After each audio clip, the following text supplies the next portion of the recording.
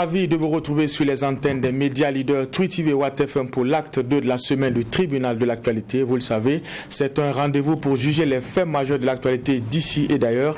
Un rendez-vous que vous pouvez suivre sur nos plateformes Facebook et YouTube. Je suis Adam Scalet Ouedraogo, président de ce tribunal. Mesdames, Messieurs, bonjour. Bonjour, Messieurs les juges. Juge Bougman, juge Vaha. Bonjour, président Ouedraogo. Bonjour, juge Vaha. Bonjour, Madame, Messieurs. Bonjour, juge Bougma, bonjour président, bonjour auditeurs et téléspectateurs.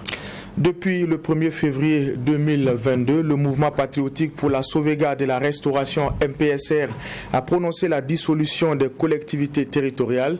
Il a été par ailleurs ordonné au gouverneur la mise sous délégation spéciale de ces collectivités. Que dit le Code général des collectivités territoriales en la matière? Quelles sont les implications de cette décision? Ces questions seront posées à notre convoqué du jour, Bruce Emmanuel Sawadgo. Bonjour et bienvenue à la barre du tribunal de l'actualité. Bonjour monsieur, bonjour au juge. Alors je rappelle que vous êtes en tout cas administrateur civil de formation. C'est d'ailleurs sous cette casquette que vous êtes convoqué au tribunal de l'actualité. Je rappelle que vous êtes également directeur général des libertés publiques et des affaires politiques des GELPAP. Une fois de plus, bienvenue à la barre. Merci. Nous allons en tout cas faire l'audition avec les juges tout à l'heure, mais après la première virgule, les avant-propos.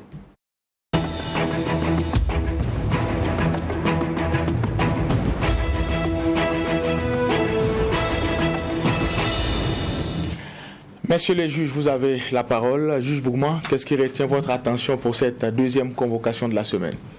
Mon avant-propos va concerner le retour des étalons hier. Et le coach Kambo Malo qui présente ses excuses par rapport à ce qui s'est passé. Parce que je fais partie de ceux qui disent que nous avons été humiliés, on n'a pas été battus. Et je reste sur ma position. Et donc les excuses, je dis bien, c'est très bien de les avoir présentées parce que j'ai dit ceux qui sont partis oublient que nous n'avons pas regardé équipe, on n'a pas regardé individu, on voit nation, on voit un drapeau national qui flotte parce qu'ils portent le maillot national. Ils sont allés sur la base de ce que nous avons comme contribution du trésor. Donc c'est sur cette base-là qu'ils sont allés. Donc nous étions aussi en droit d'attendre le trophée comme les Sénégalais ont attendu et célébré un trophée, comme les Égyptiens aussi attendaient un trophée, comme les Camerounais ont organisé également pour conserver. Donc nous sommes partis sur cette base.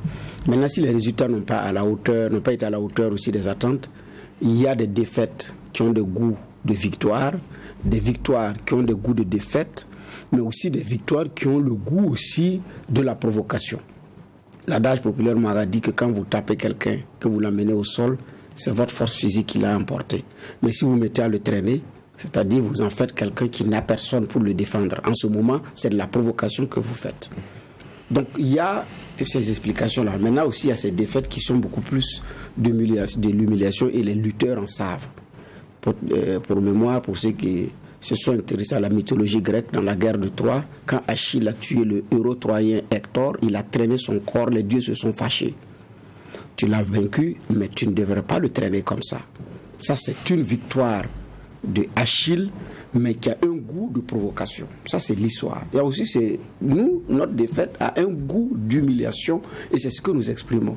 Mais quand je suis le capitaine, j'ai dit hier qu'on n'avait pas les mêmes objectifs, et je reste sur ma position. Il a dit, atteindre ce carré n'était pas apparemment l'objectif, et il a dit.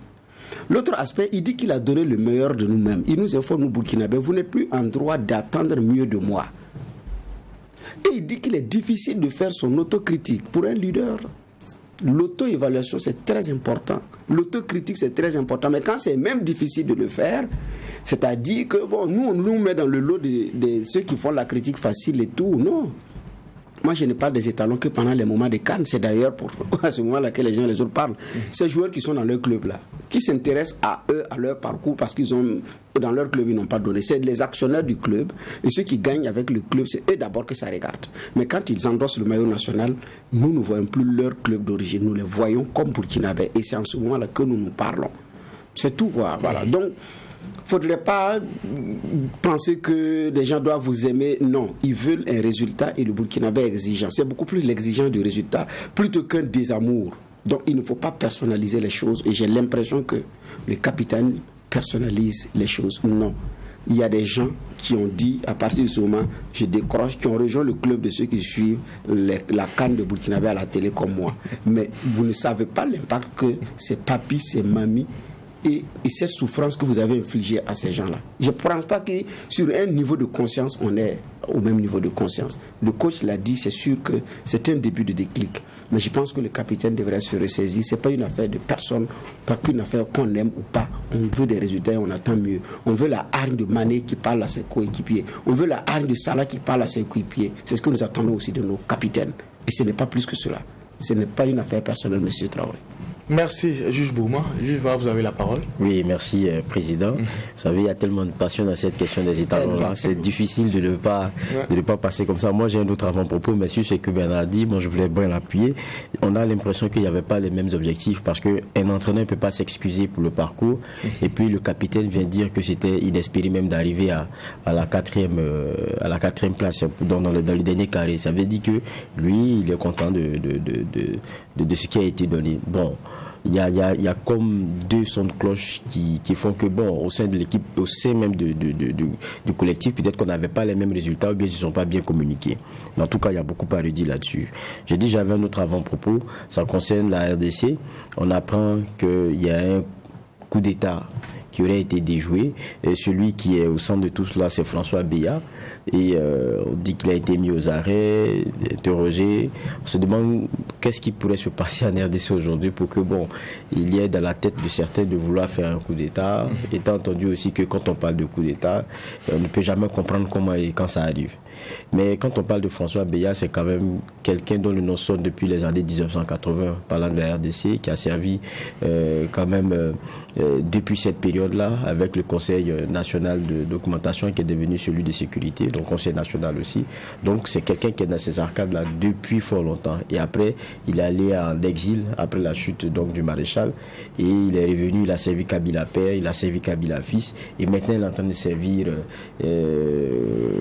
Tshisekedi en tant que conseiller à la sécurité. Qu'est-ce qui s'est passé?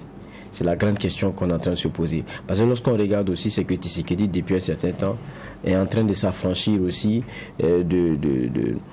on va dire de certains inconforts parce qu'il ne maîtrisait pas forcément l'appareil, donc il est venu, il a été obligé de s'accommoder de certains caciques qui depuis longtemps étaient là et qui ont servi, comme Béat par exemple, et qui pour certains restent fidèles parmi les fidèles au Kabila et tout. Donc il y a beaucoup qui en ont payé les frais. On a beaucoup de la police, on en a déjà vu, même dans la question de l'enseignement, on a déjà vu.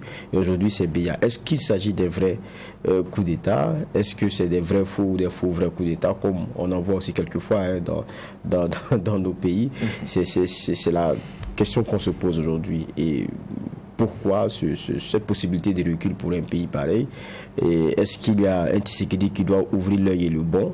Parce que quelquefois, on nous a montré en Afrique que même quand vous êtes et vous avez dit que vous quittez le pouvoir et que vous êtes dans une dynamique d'organiser même des élections, on peut venir vous faire un putsch ici. Donc ça veut dire qu'on n'est jamais à l'abri de rien. Et on suit cette actualité donc avec beaucoup d'intérêt. Merci, messieurs les juges, pour ces propos introductifs. Nous allons dire merci à Yasmine Konaté à la réalisation, à toutes les équipes derrière la caméra qui nous permet d'être ensemble du lundi au vendredi sur le coup de 8h sur les médias leaders Twi TV et Watt FM. Bruce Emmanuel Sawadogo est notre convoqué du jour. Il est administrateur civil et avec son regard de technicien, nous allons revenir sur la mise sous délégation spéciale des collectivités au Burkina Faso. Une fois de plus, bienvenue à la barre du tribunal de l'actualité. Merci bien, monsieur Khaled. Alors, je l'ai rappelé également, vous êtes directeur général des libertés publiques et des affaires politiques au Burkina Faso. D'ailleurs, je m'en vais vous poser la première question de généralité. Comment justement on garantit les libertés publiques dans un contexte comme le nôtre, hein? C'est vrai que la Constitution a été rétablie. Il y a un acte fondamental qui a été pris pour encadrer la gestion aujourd'hui du MPSR. Mais ce sont des militaires aux affaires. Oui, tout à fait. Vous savez que nous sommes dans une situation exceptionnelle et il faut faire avec et espérer que justement les institutions puissent reprendre de plus belle et que le gouvernement puisse être mis en place très rapidement et que les choses puissent fonctionner. Je pense que c'est tout l'espoir que le peuple burkinabé a et qu'on puisse se répartir sur de nouvelles bases. Voilà. Voilà. Donc nous sommes véritablement dans une situation qui n'est pas du tout normale, c'est une situation exceptionnelle et il faut faire avec. Voilà ce que je peux dire par rapport à ça. Messieurs les juges, question de généralité. Bruce Emmanuel Savadogo à la barre du tribunal de l'actualité. Oui, vous êtes le directeur général en charge des libertés publiques également. Donc quand on parle de liberté publique, on parle aussi de la vie des partis politiques. Donc, le Burkina en produit beaucoup. À ce jour, on peut estimer à combien les partis politiques existent au Burkina Faso. Alors pour les partis qui sont légalement reconnus, nous sommes à plus de 200 partis politiques, environ 207 partis et formations politiques. Et ça, c'est ce que nous avons donc dans notre comme liste des partis politiques reconnus par le ministère de l'administration territoriale et de la décentralisation. Voilà. Donc c'est un nombre qui pour certains est très très élevé.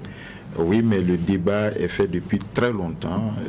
Avoir la possibilité certainement de limiter, comme certains le disent, mais pour nous, notre compréhension, il faut certainement mettre donc des balises pour essayer de voir comment est-ce qu'on peut certainement corser la création des partis politiques pour que les partis ne se créent pas comme des associations comme on le voit dans notre pays. L'autre question liée à ça, c'est au niveau des organisations de la société civile. Ouais. On en voit à floraison, parfois il y a des activités, il y a une autorité communale qui demande un récépissé, il n'y en a pas, et puis tac, vous n'apprenez l'existence que à travers une conférence de presse où on charge ou on décharge les autorités en place. En principe, là-bas, comment ça fonctionne? Et puis c'est comme ça. Alors pour les organisations de la société civile, il faut reconnaître que nous avons donc un système qui est très libéral pour la création des associations. On peut même s'ériger en association, l'exercer sans forcément avoir de récépissé tout de suite. Seulement lorsque vous voulez mener un certain nombre d'activités, on vous oppose parfois l'obtention du récépissé. Ou quand vous êtes confronté avec la loi, c'est clair qu'on va vous demander le récépissé. L'obtention des récépissés se fait à 3 niveaux. C'est-à-dire que vous avez le haut commissariat de province qui délivre les récépissés pour les associations dont le champ d'action ne dépasse pas la province. Ce sont des associations de quartiers, de secteurs, de villages, de communes. Et vous avez également le gouverneur de région qui délivre des récépissés pour les associations dont le champ d'action ne dépasse pas la région. Et vous avez enfin donc le ministre de l'administration territoriale qui délivre des récépissés dont le champ d'action de l'association est à caractère national, en tout cas qui dépasse tout au plus une région. Donc voici, il faut également noter que pour les associations religieuses, quel que soit le champ territorial, c'est le ministre de l'administration territoriale qui délivre donc le récépissé de création des associations. Nous avons vu qu'au Burkina Faso, il y a le printemps des associations. Je peux vous assurer qu'en 2021, lorsque nous-mêmes nous faisions le bilan à la Direction générale des libertés publiques pour les associations à caractère national, nous avons délivré des récépissés à plus de 3000 associations. 3000 associations ont pu avoir des récépissés avec nous. Donc sans compter donc les récépissés qui sont délivrés dans l'ensemble des 13 régions de notre pays et également au niveau donc des provinces. Voilà, il y a un certain dynamisme, mais vous savez que ce dynamisme est parfois accompagné donc parfois de situations sur le terrain, parfois politiques, et parfois des associations qui interviennent sans réel poids, parfois des gens qui créent des associations juste pour avoir quelques financements de partenaires techniques, mais qu'importe, c'est la liberté donc de créer les associations au Burkina, et si la loi le permet, je ne pense pas qu'il y ait un problème particulier. Alors, quand vous faites ça et que vous voulez organiser des activités et qu'une autorité vous demande, est-ce que c'est exigé obligatoirement? Parce que, en référence aux dernières actualités liées aux questions des marches, où les questions de récépissé ont été soulevées, pour certains, ce n'est pas nécessaire, pour d'autres, c'est nécessaire. Que dit la loi en la matière? Il n'a jamais été dit dans la loi portant liberté de manifester qu'il faut déposer un récépissé. Donc pour avoir droit à la manifestation est quelque chose c'est un droit fondamental. Il y a des conditions. Il faut déclarer la manifestation, il faut qu'on ait des individus qui soient désignés et qui soient porteurs de la manifestation. Il faut avoir la capacité d'encadrer la manifestation. Et les manifestations sont soumises à autorisation préalable, c'est-à-dire que l'autorité donc peut, au regard donc des situations, notamment pour des faits donc d'ordre public, interdire une manifestation. Mais encore faut-il que ce soit professionnel, proportionnel, etc. Donc il n'a jamais été demandé à ce qu'une association ait formellement un récépissé. Seulement ceux qui doivent manifester doivent se déclarer publiquement. On doit pouvoir les identifier formellement. Viva. Ça m'étonne un peu ce que j'apprends, parce que pour ce qu'on a vu récemment avec la mairie de Ouagadougou, on a eu comme l'impression qu'il y avait d'autres choses qui étaient demandées qui, comme vous le dites, ne sont pas inscrites. Il faut le lire comment, parce que quand même, lorsqu'on a des figures de proue de la mairie même qui viennent défendre ce genre d'éléments, on se demande si c'est la méconnaissance des textes ou bien qu'est-ce qu'il y a. Oui, ben, certainement que la loi portant liberté de manifestation est disponible et c'est très clair. C'est-à-dire que quand des situations comme ça se présentent, ceux qui sont brimés ont tous les droits donc de déposer des recours quelconques. Si c'est seulement pour la capacité, c'est-à-dire l'obtention du récépissé, effectivement, ce n'est pas inscrit dans la loi. Et maintenant, il peut y avoir d'autres choses qui puissent permettre à l'autorité municipale d'empêcher donc la manifestation, et je le répète, ce sont des situations donc de restauration de l'ordre public. C'est tout. D'accord. Voilà. Moi je reviens sur la question des partis politiques. C'est vrai que la plupart des Burkinabés, vous les interrogez, ils parleront de pléthore, parce qu'ils trouvent que bon, il y en a même que vous ne pouvez pas citer de mémoire. Je pense que si vous êtes vraiment fort, c'est que vous êtes allé à 15. Même nous-mêmes journalistes, pour aller à 20 c'est compliqué. Donc il faut dire que c'est pas simple. Je prends le cas malien, où ils sont en transition. Quand on a vu les assises nationales, vous regardez dans les propositions qui sont sorties, le Malien a dit il faut qu'on voit la question du nombre de partis politiques. C'est vrai qu'ils n'ont pas défini un peu comment ils vont élaguer, mais c'est une préoccupation pour eux. Je pense que c'est aussi une préoccupation pour le Burkinabé. Quand on regarde, comment est-ce qu'on peut élaguer? Est-ce que c'est serré à la création, ou bien c'est contraint en se disant il y a un certain minimum à avoir en termes de, je ne sais pas moi, lorsque vous existez, en termes de résultats attendus, c'est vrai que même la question de tenir vos instances, c'est déjà un filtre, mais quel type de filtre il y a peut-être ailleurs dans certaines démocraties qui peut être importé ici?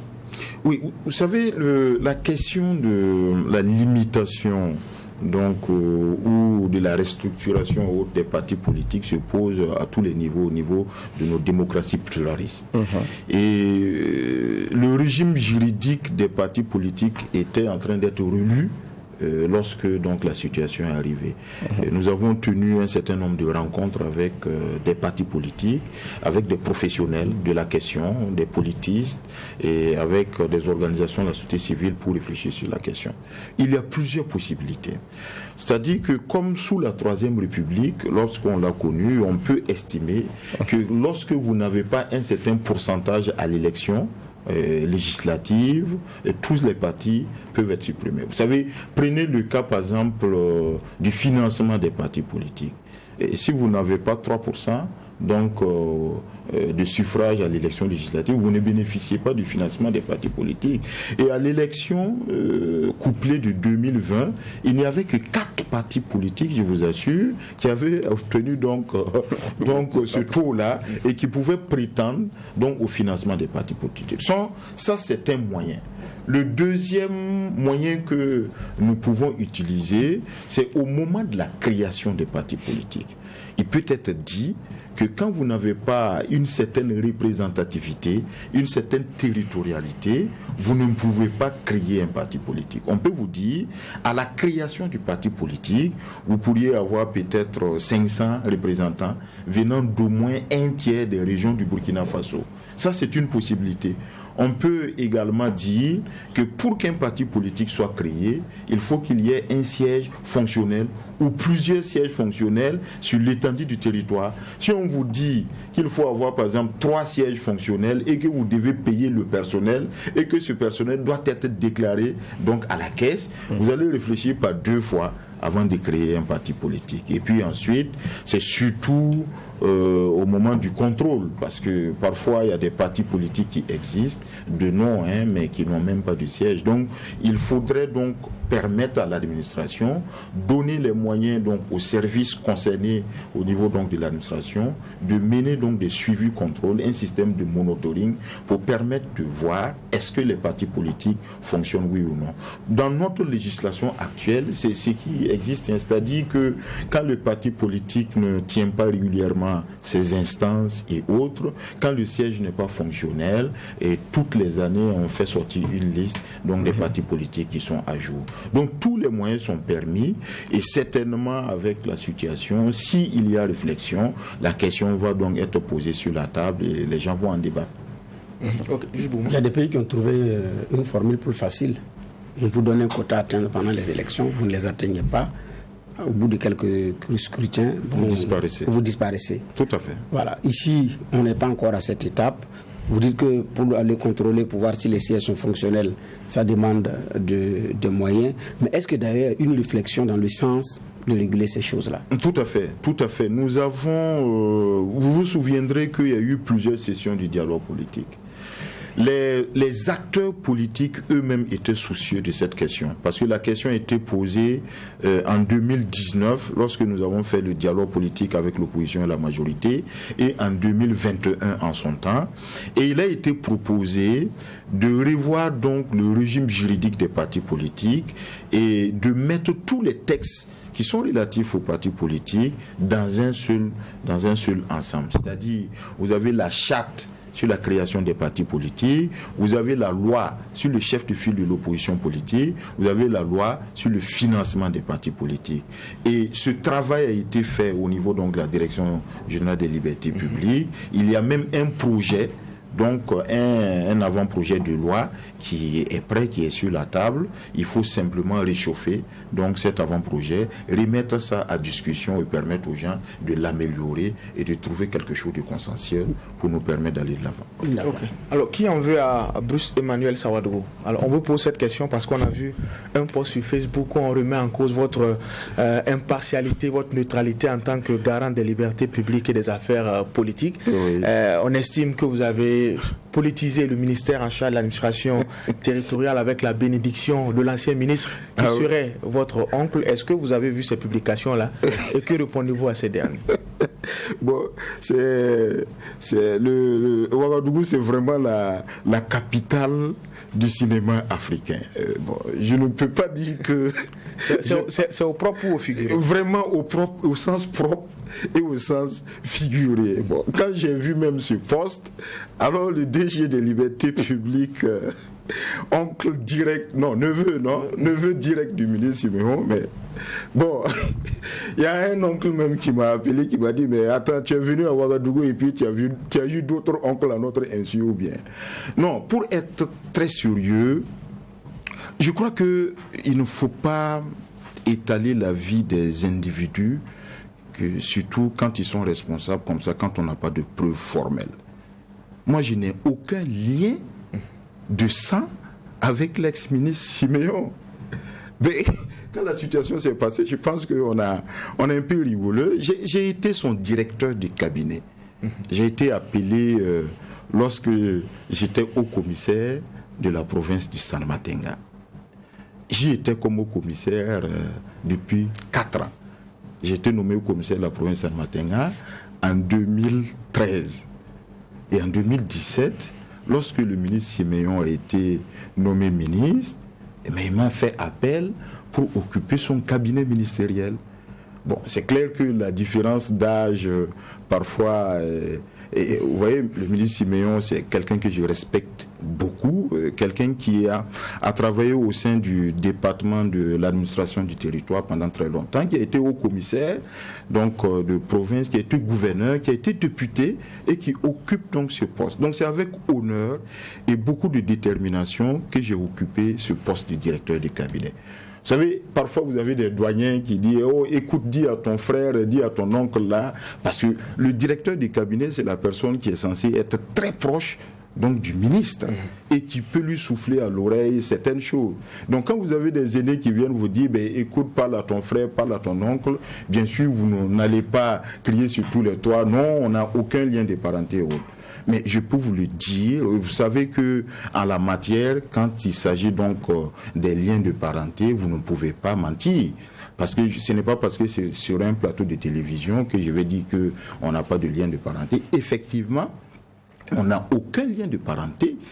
Ce n'est pas parce qu'il s'appelle Sawadogo et que je m'appelle Sawadogo que j'ai... Alors, à vous écouter, c'est de la diffamation. Non. Qu'est-ce que vous comptez faire? Bon, vous savez, tout ce qui se passe sur les réseaux sociaux, si vous voulez tenir compte de ça véritablement, mais si je me rends compte que c'est quelque chose qui veut vraiment nuire à ma réputation et autres, je dispose de tous les moyens. Mais pour le moment, franchement, je pense qu'il faut dépasser toutes ces questions-là. Et je le précise véritablement, je n'ai aucun lien de sang avec le ministre. Et même si c'était le cas, je pense que ce qui est important ici, c'est que j'ai occupé un poste de responsabilité parce que j'étais administrateur civil, parce que je pense avoir des compétences. Moi, j'ai un DEA en sciences politiques depuis 2013 et depuis 2009. Depuis 2009, j'ai été haut commissaire de province et j'estime que je peux avoir les capacités nécessaires pour occuper des postes de responsabilité. Mais il y a des photos aussi qu'ils ont montrées. Non, c'est même pas ça. Non, mais attendez, il faut que... Il a dit que c'est le pays du cinéma, il faut qu'on aille jusqu'à la fin, parce qu'il y a des photos de vous, en plein meeting des MPP, avec arborant les couleurs et tout. Maintenant, je ne sais pas si vous êtes dans les instances, ce qui va surprendre. Bon. Non, mais si vous êtes... Je ne pense pas que la liberté d'avoir des opinions politiques soit opposée à un responsable administratif. Non, pas du tout. Moi, je suis libre de mes opinions politiques et je les assume parfaitement. Donc, quand je vois quelqu'un qui publie donc avec des photos parce que je suis habillé aux couleurs du MPP, c'est pour dire quoi? Qu'est-ce que ça recherche? Que je ne dois pas faire de la politique? À 41 ans, si je ne peux pas assumer mes opinions politiques, si je ne peux pas proposer quelque chose pour ce pays, si je ne peux pas avoir un idéal politique, je ne sais pas quel type de profil on attend pour faire la politique dans ce pays. Donc moi je suis libre et je ne pense pas qu'il y ait un seul texte qui empêche un responsable administratif, notamment au niveau de l'administration publique, de faire de la politique. Dernière question de généralité. Mais il n'y a pas que ça. Ce n'est pas seulement d'avoir arboré les couleurs du parti au pouvoir. Ce n'est pas que ça. Ce n'est pas aussi que vous êtes accusé d'être le neveu du ministre Sawadogo, donc que vous demandez formellement ici. Ouais. C'est aussi de dire que vous avez été complice d'une politisation de cette administration. Parce que les gens ont vu Sawadogo ministre, Sawadogo Dirkab, donc l'oncle et le neveu. Ils se demandent mais comment est-ce qu'il est arrivé à ce département? Et donc on a pris le parent pour aussi politiser l'administration. Non, il faut qu'on apprenne à dépasser toutes ces questions. Nous sommes tous burkinabés, quel que soit le nom que vous occupez, si vous avez les compétences nécessaires, vous les occupez, un point, c'est tout. C'est question de proximité parce que ce sont des noms de famille. Mais le ministre Clément, il s'appelle Sawadogo. Mais où est le problème? Ensuite, il y a eu le ministre Koné. Moi, j'ai quitté le cabinet à partir de 2018. 2018 à aujourd'hui, ça fait 4 ans. Quand on parle de politisation de l'administration, que j'ai contribué, je prends un exemple. Je suis à la direction générale des libertés publiques et des affaires politiques depuis bientôt 3 ans. Si je devais politiser cette administration, ça allait commencer même par ma direction. Allez-y demander à mes collaborateurs, à mes collègues, qui est-ce que j'ai remplacé et ayant une carte politique. Une seule personne a été remplacée comme directeur à la direction générale des libertés publiques. C'est le directeur du suivi des opérations électorales qui est parti dans un projet financé par l'Union européenne.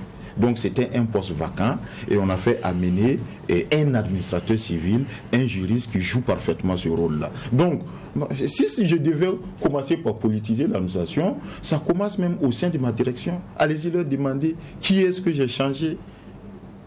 Bon, donc je pense que ce sont des débats Oui, aujourd'hui, ce qu'on constate, parce qu'il y a eu un coup d'État, vous avez des gens qui époussièrent leur veste là, qui sortent, qui appellent un parterre de journalistes et qui se jouent les messies, alors que, étant directeur de cabinet, j'ai constaté que c'est parfois même des gens qui ont arpenté le couloir de certains cabinets ministériels.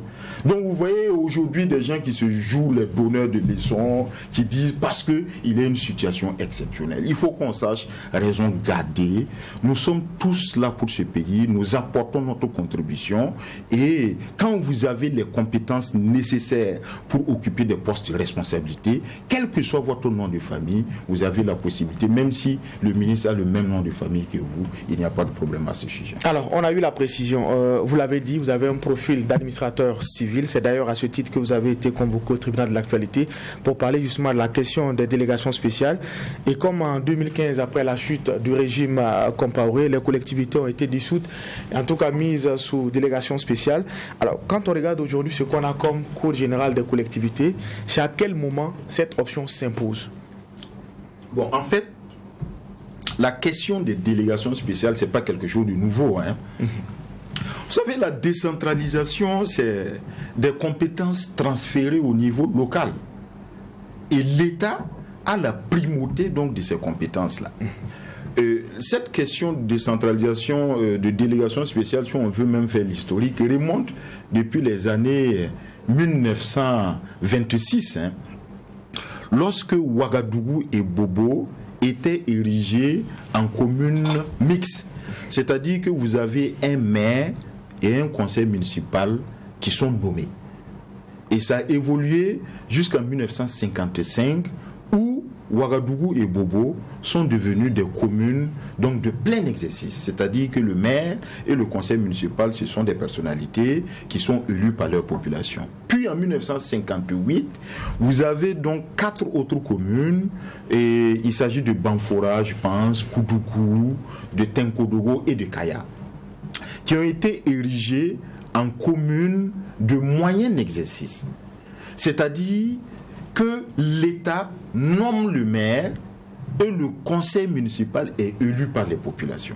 Ce sont des stades du développement donc de notre décentralisation. Dans notre situation actuelle, ça a été une situation exceptionnelle. C'est-à-dire que le Code même prévoit, en ses articles 173 et 252, je pense 173 pour ce qui concerne les conseils régionaux et 252 pour ce qui concerne les conseils municipaux, des possibilités pour l'État de mettre en place des délégations spéciales. Quand le fonctionnement de la commune s'avère difficile, quand le conseil n'arrive pas à se réunir et quand l'État dissout les conseils de collectivité, on a la possibilité de mettre en place les délégations spéciales. Et les délégations spéciales sont organisées par décret. Et c'est un décret qui existe depuis 2013. Donc l'organisation est connue, la création, le fonctionnement des délégations spéciales sont connus. Et dans notre situation actuelle, nous sommes en situation exceptionnelle. Et donc l'État, les autorités en place ont le droit justement de dissoudre, donc, parce que nous sommes en situation exceptionnelle, les conseils de collectivité. Et pour ne pas laisser les collectivités en dysfonctionnement, il faut mettre en place ce qu'on appelle une commission administrative. Et cette commission administrative est appelée délégation spéciale pour permettre à la commune de continuer à délivrer des services sociaux de base aux populations. Donc ça remplace le conseil municipal jusqu'à l'élection d'un autre conseil municipal. Voilà comment est-ce qu'on peut donc voir la délégation spéciale. Okay. Oui, j'y vais. Justement, quand on regarde cela, on voit qu'on est évidemment on va dire dans un contexte qui est assez spécial. Donc ça fait que ceux qui étaient élus, donc leur mandat qui prend fin, maintenant c'est des personnes désignées soit par l'État ou bien par ce qu'on a comme composant communautaire. Maintenant, quand vous regardez, avant par exemple, il y avait des villages par exemple qui savaient qu'ils avaient des représentants à l'intérieur. Aujourd'hui c'est différent, ça sera maintenant les différentes couches de la société par représentation et tout ça. Maintenant, quels peuvent être les défis? Comment est-ce qu'on peut réussir ces délégations spéciales-là, même si c'est dans un contexte particulier? Oui, je pense que ceux qui occupent actuellement et qui devront donc être dans la délégation spéciale ont des compétences avérées. Vous savez que nous avions même en projet la relecture du Code général des collectivités territoriales. Et vous vous souviendrez donc du suffrage universel direct. Il avait été même proposé à un moment donné qu'on limite le nombre de conseillers municipaux. Parmi les hypothèses, il y avait le fait qu'on pouvait continuer à avoir donc le village comme circonscription électorale, et d'autres avaient même proposé qu'on prenne la commune comme circonscription électorale et qu'on fasse un scrutin de liste. C'est-à-dire que vous avez le maire en tête de liste et on détermine le nombre de conseillers municipaux et ces gens-là vont à l'élection, et si la liste est gagnante, il n'y a plus de représentation par village, mais le maire, il peut venir avec 20 personnes, il dirige la collectivité. Donc ça existe également dans d'autres pays. Pour le cas de la délégation spéciale, vous avez dans la commune le préfet qui devient le président de la délégation spéciale. C'est une personnalité qui existait déjà dans la commune. Vous savez que le département, c'est le même territoire que la commune. Donc, ce sont des gens qui sont au fait de l'actualité de la commune, qui connaissent les réalités de la commune, qui travaillaient déjà pour les populations, qui travaillaient avec les conseillers, qui travaillent avec les CVD. Donc, ce sont des gens qui sont déjà au fait des problématiques de la commune. Et vous avez les chefs de service départementaux. Et vous avez le secrétaire général de la mairie qui fait partie de la délégation spéciale, le chef de service donc administratif et financier qui fait partie. Vous avez également donc les coutumiers, 2 représentants donc de coutumiers, 3 représentants de religieux, la chambre des métiers, la chambre d'agriculture, 3 représentants donc des OSC, les jeunes et les femmes. Donc ce sont des entités qui existent déjà au sein de la collectivité. L'idée est que dans cette période exceptionnelle, on ne laisse pas les communes comme ça, qu'on permette à ce qu'il y ait une commission qui travaille à la place donc des conseillers municipaux et qui propose donc des services. Et donc je pense que ce sont des gens qui étaient déjà au courant, qui connaissent très bien les réalités des communes et qui peuvent continuer à apporter. Maintenant, ce qu'il faut peut-être demander et solliciter, c'est que les partenaires techniques et financiers puissent continuer à accompagner donc les collectivités territoriales, parce que en réalité, c'est aux populations qui s'en bénéficient. Les bénéfices vont à l'endroit des populations. Donc, ils délibèrent comme, en réalité, le conseil municipal. Alors, on l'aura compris, ils tiennent des sessions comme le conseil municipal, mais jusqu'où vont leur pouvoir? Non, le pouvoir dans le décret n'a pas de limite. C'est-à-dire qu'ils sont saisis de toutes les questions. C'est des sessions budgétaires, exactement. Des sessions, ils sont même organisés en commission comme le conseil municipal. Moi, j'ai eu la chance, quand j'étais au commissaire de la province de San Matenga, en 2014-2015, d'être donc dans la délégation spéciale régionale. Parce que la délégation spéciale régionale, donc le conseil régional, et c'est le gouverneur qui est le président de la délégation, et l'ensemble des hauts commissaires de la région forment, et plus donc d'autres acteurs. Donc moi-même j'étais le président de la commission des affaires générales. Donc on délibère sur toutes les questions. En réalité, il n'y a pas de différence avec le conseil municipal, sauf que ce sont des personnes qui sont nommées, alors que le conseil municipal émane donc de la population. C'est toute la différence. Mais comme nous sommes en situation exceptionnelle et qu'on s'est dit que, bon, on a dissous l'Assemblée, on ne veut pas un certain activisme politique et qu'on a dissous les conseils municipaux parce que ce sont des émanations des partis politiques, on ne peut pas donc dire que la commune ne doit pas fonctionner. Donc il faut permettre à cette collectivité-là de continuer toujours à fonctionner. Alors vous l'avez dit, c'est pour freiner l'activisme politique au niveau local, c'est aussi pour enlever ce caractère partisan-là. Mais il y a ceux qui doivent aujourd'hui administrer ces collectivités qui sont parfois décriés. Déjà quand on a annoncé la mise en place des délégations spéciales, il y a des localités où les préfets, les gouverneurs sont aujourd'hui contestés par les populations. Qu'est-ce qu'on fait à ce moment? Bon, écoutez, vous savez, nous sommes dans un pays, ce n'est pas simple. Bon, dites-moi, quelle est l'entité, quelle est l'organisation socio-professionnelle qui n'est pas politisée? Moi, je ne sais pas, parce que vous avez des personnalités. La loi ne dit pas que le préfet ou le gouverneur ne fait pas la politique. C'est vrai qu'il y a une disposition dans le code électoral qui dit que le représentant de l'État n'est pas éligible dans le ressort territorial là où il exerce. Mais il peut même être éligible en dehors de ce ressort territorial. Ce qu'on demande au CCA, c'est de ne pas faire de l'activisme politique là où ils exercent leurs compétences et leur pouvoir. C'est tout. Mais on n'empêche pas, il n'y a aucun texte qui empêche le gouverneur, si on veut l'empêcher, comme on l'a fait pour certains corps, il suffit simplement de le dire de façon formelle, de leur trouver un statut, et je reviens à ça, parce que cette question du statut pour le corps préfectoral avait été évoquée depuis très longtemps, mais ce n'est jamais passé. S'il y avait un statut pour le corps préfectoral qui dit que les préfets, les hauts commissaires et les gouverneurs ne doivent pas faire de la politique, c'est clair et net. Si on prend quelqu'un qui fait de la politique, c'est clair, il serait démis de ses fonctions. Comme pour la magistrature. Pour les magistrats, c'est clair. Ils ont le statut de la magistrature. Et ce statut ne leur permet pas de faire de la politique. Vous avez d'autres textes qui existent pour les chefs de circonscription administrative. Et ces textes ne disent pas qu'ils ne font pas de la politique. Donc ils ne doivent pas faire de l'activisme politique dans leur ressort territorial au regard du pouvoir et de la fonction qu'ils endossent. C'est tout. Mais sinon, si on prend même les membres de la délégation spéciale, dites-moi quel est le corps socio-professionnel là qui ne fait pas de la politique. Ce que vous dites est vrai, mais vous savez, quand on a été mordu par un serpent, on a peur même d'un ver de terre. Je crois que c'est un peu la situation. Je sais que vous étiez là, vous avez vu un peu les premières rencontres entre le MPSR et les différents corps, notamment ceux politiques.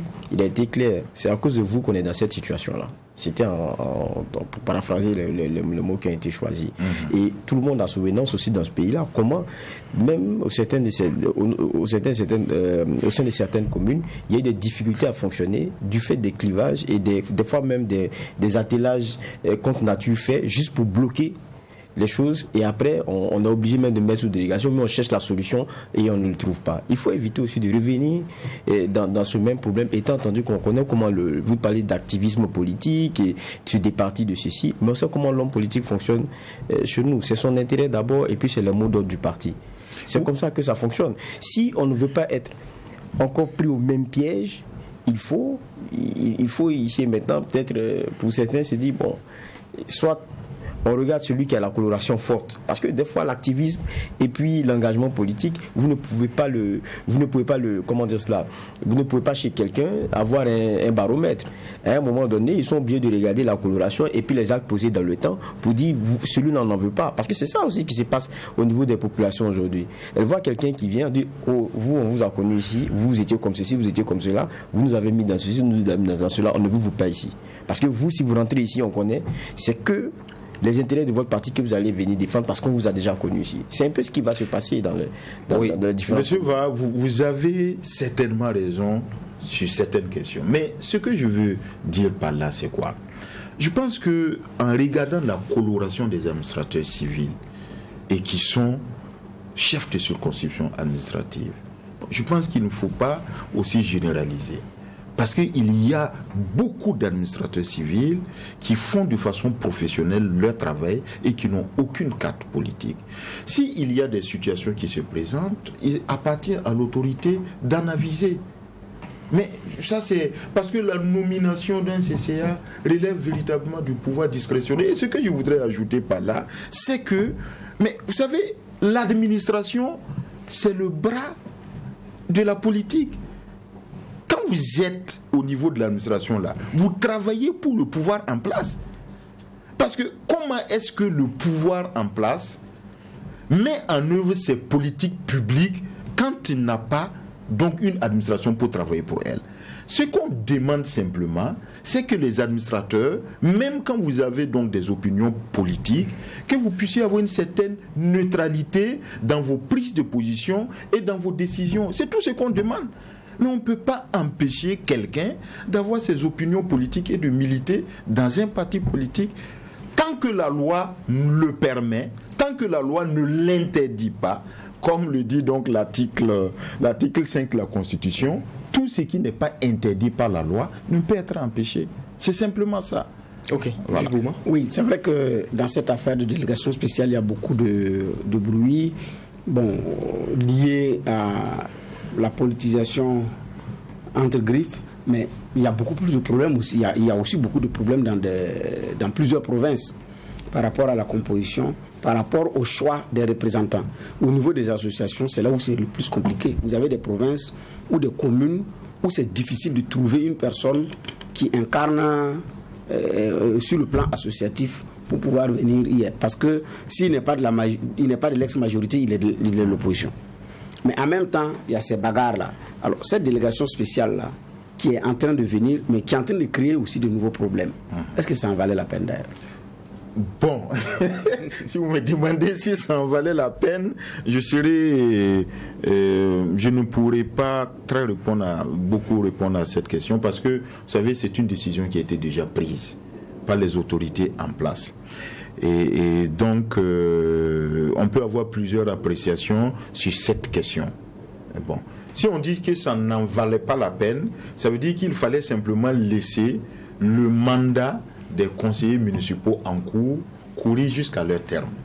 Et vous savez qu'on avait prorogé ce mandat-là jusqu'au 21 mai 2022. Donc si le 21 mai arrive, qu'est-ce qu'on fait? On continue de proroger une nouvelle fois le mandat des conseillers municipaux ou bien est-ce qu'on met en place la délégation spéciale? Bon, moi je pense que la délégation spéciale existant dans la loi, c'est un mécanisme pour permettre à l'autorité de faire fonctionner les collectivités. Maintenant, par rapport à la question qu'il a posée, c'est une préoccupation pertinente.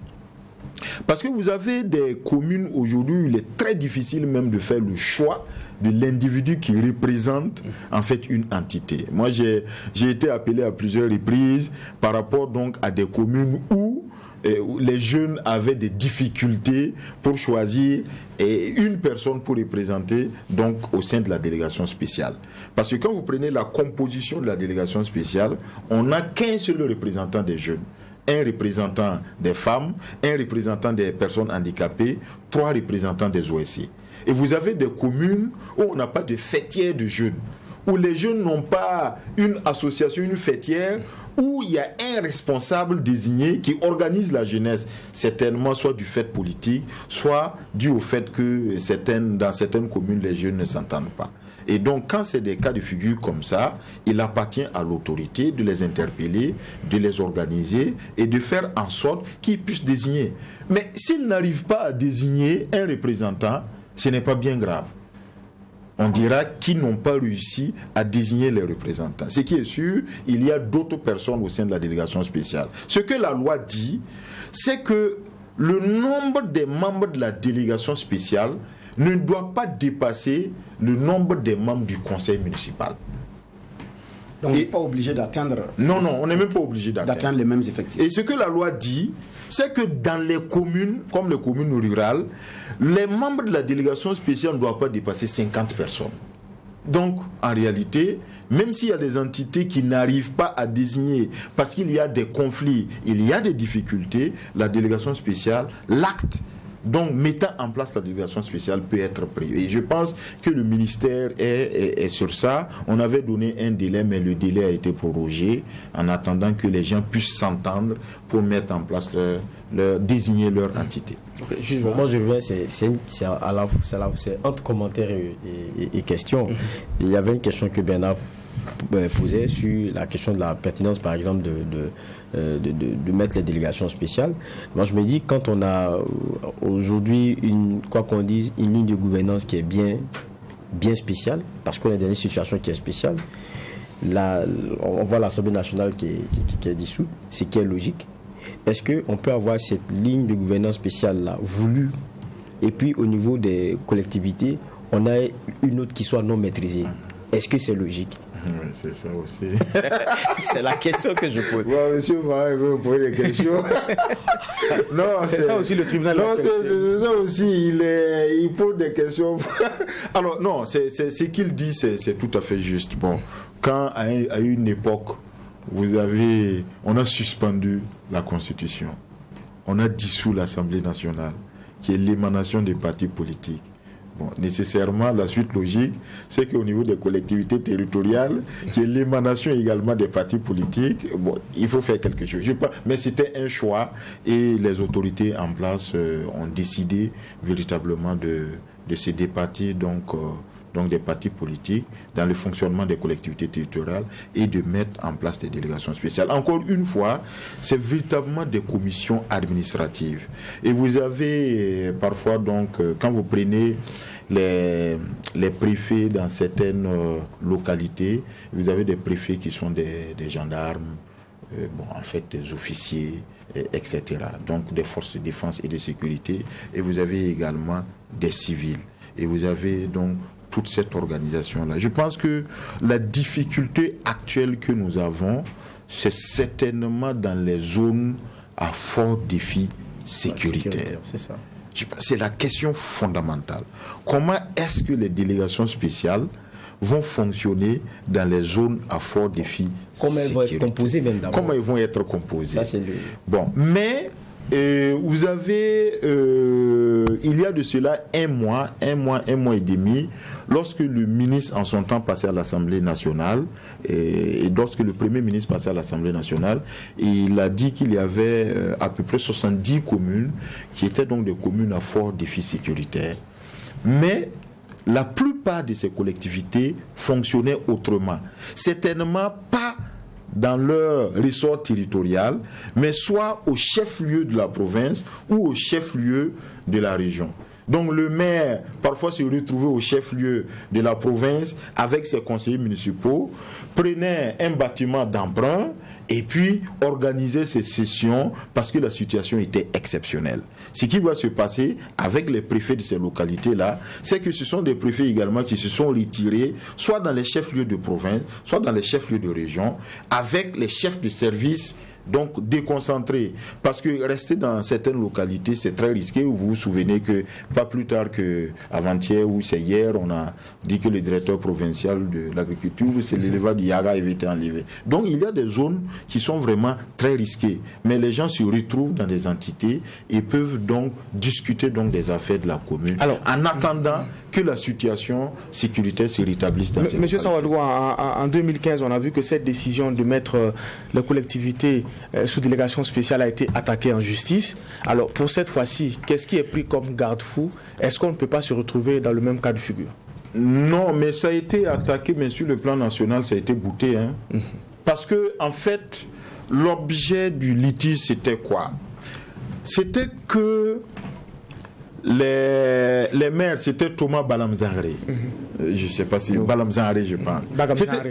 C'était le maire de Kindi et 252 autres personnes qui avaient attaqué cette décision parce que dans la loi, il était dit qu'on ne pouvait pas dissoudre les collectivités par voie de mesure générale. C'est-à-dire qu'on ne pouvait pas prendre un acte pour dissoudre l'ensemble des collectivités territoriales. Mais la loi a évolué entre-temps. Mais en son temps, le juge même a dit, et c'est basé sur ce qu'on appelle en droit, donc la théorie de la circonstance exceptionnelle.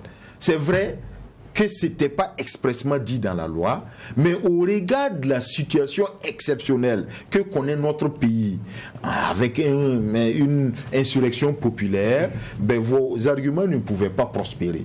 Et finalement, effectivement, ça n'a pas prospéré.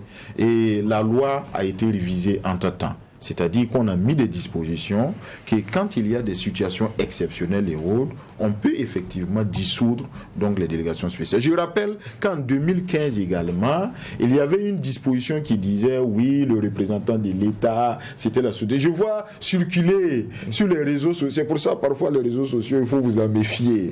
Bon, il y a parfois de très bonnes informations, mais parfois c'est des informations dépassées et autres. Et que je vois circuler que le représentant de l'État n'est pas donc le président de la délégation spéciale. Mais ces dispositions ont été révisées depuis 2017-2018, où c'est clairement dit à l'article 173 du Code général des collectivités territoriales pour ce qui concerne les conseils régionaux et à l'article et 252 du même code-là, que quand il y a dissolution et qu'il y a mise en place de délégations spéciales, le président de la délégation spéciale, c'est le représentant de l'État.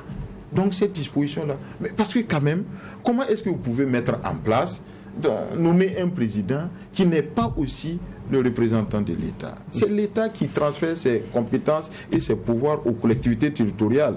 Et quand il y a des situations exceptionnelles, l'État reprend ses pouvoirs.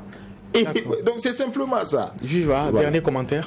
Bon, pas commentaire, question. Mais, commentaire, question, parce que je les aime bien comme ça. à la fin, quand on regarde, on a envie de dire, je rappelle toujours un titre que j'ai bien aimé de lefaso.net, chômage technique pour nos partis politiques. Quand on regarde, c'est un peu ça. Est-ce que le chômage technique ne va pas leur permettre une bonne introspection et puis un recentrage sur ce qui est beaucoup plus d'intérêt pour les Burkinabés? Non, je crois que me référant aussi à l'expression du président du MPSR, et ça peut être une opportunité, certainement pour les acteurs politiques. Et quand vous écoutez l'ensemble des acteurs politiques, il y a une sorte de réintrospection. Et ça peut être une opportunité de revoir les textes, d'organiser au mieux donc la question politique au niveau donc de l'État, et de permettre à des acteurs politiques d'apporter une offre à travers leurs compétences et leur professionnalisme. Et c'est pour ça, et d'ailleurs, il faut surtout encourager, c'est une période charnière, et il faut même encourager la jeunesse à faire la politique autrement. Il faut encourager les gens. Mais quand vous prenez des acteurs qui ont travaillé dans l'administration publique, qui ont une meilleure connaissance des affaires politiques et de l'administration, vous leur dites, mais écoutez, bon, il ne faut pas du tout faire la politique, il faut laisser la politique à d'autres acteurs, ça pose un problème. Je pense qu'il faut revoir les choses autrement et permettre à ce que la politique puisse se bonifier pour le bonheur de nos populations. Bruce Emmanuel Sawadro, merci d'être passé à la barre du tribunal de l'actualité. Ce matin, nous avons eu votre regard d'administrateur civil sur la décision du MPSR de mettre les collectivités territoriales sous délégation spéciale. On a parlé des enjeux et également des implications. Je rappelle également en passant que vous êtes directeur général des libertés publiques et des affaires politiques de GELPAP. Merci d'être passé. Merci, messieurs les juges, pour les clés de lecture. C'est ici qu'on va mettre un point final à la présente convocation et se donner rendez-vous demain pour la même mission, poser un regard critique sur l'actualité. Mais en attendant, restez fidèles au programme des médias leaders, True TV et Watt FM.